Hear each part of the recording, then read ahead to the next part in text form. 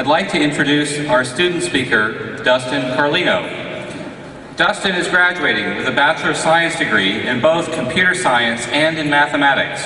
Dustin's research is part of Professor Peter Stone's lab, focusing on the futuristic idea of autonomous driverless vehicles which can navigate traffic and bring passengers to destinations of their choosing with reduced congestion and greater safety. Hopefully Dustin's research will apply well right here in Austin, but will not take any lessons from our fair city. Dustin has been active in the Dean Scholars and Turing Scholars student groups and has led the Project Giving Tree Committee in computer science. He's been recognized with a 2013 Astronaut Scholarship for excellence in science and mathematics. This fall, Dustin will go to work at Google in Seattle. Please join me in welcoming to the podium Dustin Carlino.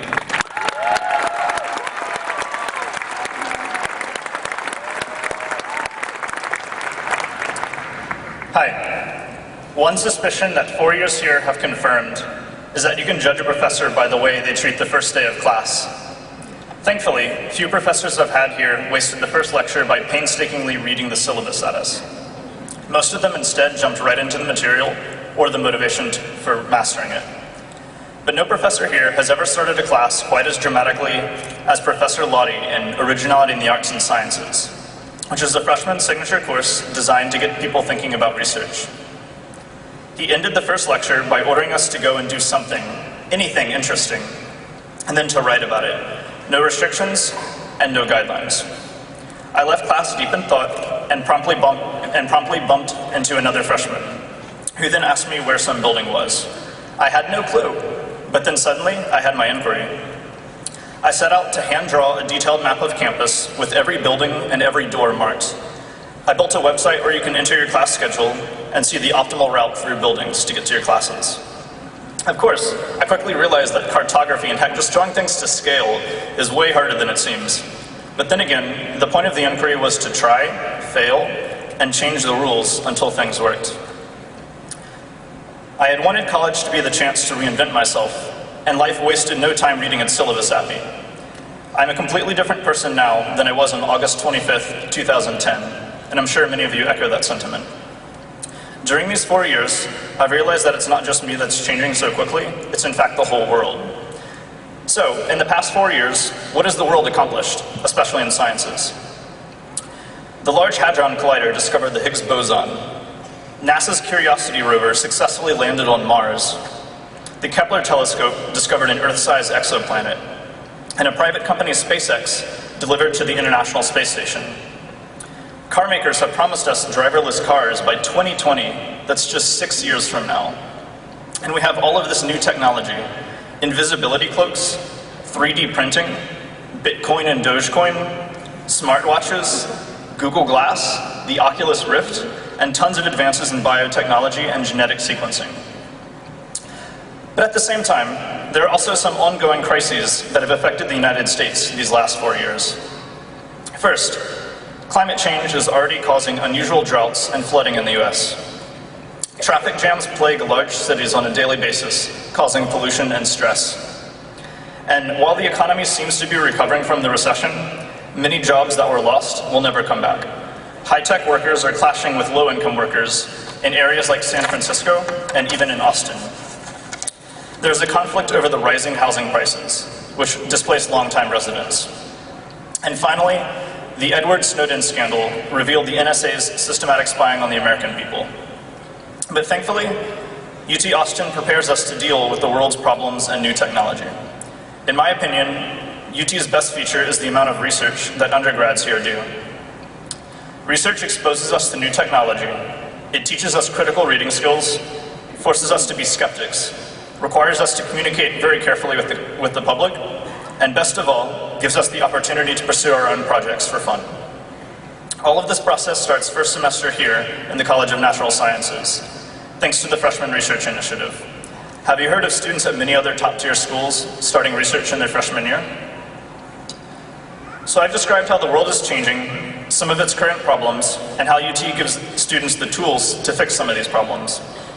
So of course, this is the part of the speech where I tell you that it's our job to be the next generation of leaders and inventors. What may be surprising is how to go about changing the world right now. This process is very different than what it was for our parents' generation. So first, let's talk about how education has changed. Once upon a time, a bachelor's degree would guarantee you a great job. Nowadays, you need at least a master's to make it in many fields. On the other hand, college dropouts like Mark Zuckerberg and Michael Dell have started billion-dollar companies. Self-teaching is easier than ever with Khan Academy, Coursera, and MIT OpenCourseWare. It seems that raw talent, perseverance, and careful networking get you far in this world, not just accreditation from a good school. Inventing and funding have also changed. New ideas come from hackathons, not just from Los Alamos National Labs.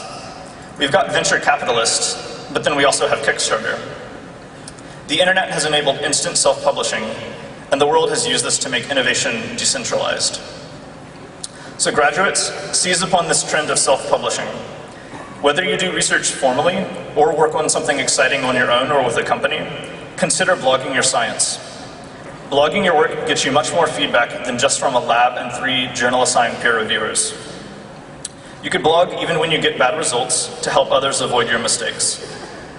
And let's say you're concerned about people stealing your work. I suggest taking a look at the open source community for inspiration. The internet is pretty good at granting credit where credit is due. And besides, do you work to achieve nuclear fission for the fame, or because the world desperately needs an alternative energy source? To close, I'll say that Austin really is my favorite city in the world. It has given me both Gordo's donuts and mountain biking, but not necessarily in that order. On behalf of everyone graduating today, I'd like to thank many people for making UT what it is. We first thank professors who help undergraduates with their research. Thanks to the many scholarship donors and faculty who write recommendation letters for your financial support. Thanks to advisors for guiding students with both wisdom and style. Thanks to all of the exceptional teachers here for sharing your enthusiasm with us. And finally, thanks to our families for all of their love and support. And of course, congratulations to all graduates. Many of you are already working on ideas that will improve the world. I am quite honored to graduate alongside you. You've worked hard, and now more challenges are on their way. So I spent my first week of college here drawing a map, and I've spent my last week throwing it away. Instant communication is removing borders, and crowdsourcing is documenting the shifting terrain. It's about time to draw new maps. Some things, like astrolabes, won't help us now that we've got GPS. But other things do remain relevant. The future is covered by turbulent, uncharted waters, and so we must forge ahead with the medieval adage on our tongues. Here be dragons. Thank you. Go, boys, go!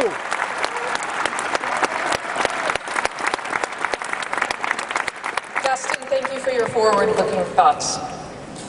We will now have the presentation of the graduate certificates. Dr. Sasha Kopp will read the students' names as they walk across the stage to be congratulated and receive their certificates. Sasha?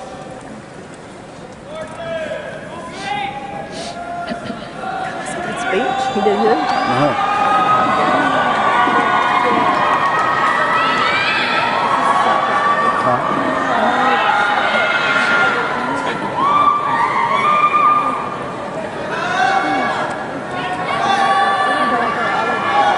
We'll now begin recognizing graduates from the College of Natural Sciences. We'll begin with the Bachelor of Arts with a major in astronomy. Dr. Dan Jaffe, chair of the department, will join